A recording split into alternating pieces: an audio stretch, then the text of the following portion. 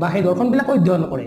কিন্তু আমি এইটো চেষ্টা নকৰিলোঁ যে আমাৰ যিটো ধাৰ্মিক দৰ্শন, মই এজন হিন্দু, মই মোৰ জন্মৰ ফালৰ পৰা মই এজন হিন্দু হিচাপে মই আজি জীয়াই আছোঁ বা গোটেই জীৱনো মই জীয়াই থাকিম। কিন্তু মোৰ অনুভৱ, মোৰ যদি মই আপুনি থট প্ৰচেছৰ কথা কয়, তেতিয়া মই গোটেই থট প্ৰচেছখিনি এটা যিটো Buddhist way of thinking, Buddhist way of living, Buddhist way of treating the other people, এই গোটেইখিনি কথাতে মই এটা বস্তু লক্ষ্য কৰিলোঁ যে সঁচাই বুদ্ধিজিমে আমাক বিজ্ঞানসন্মতভাৱে চিন্তা কৰাৰ কাৰণে বেছিকৈ গুৰুত্ব দিছিল।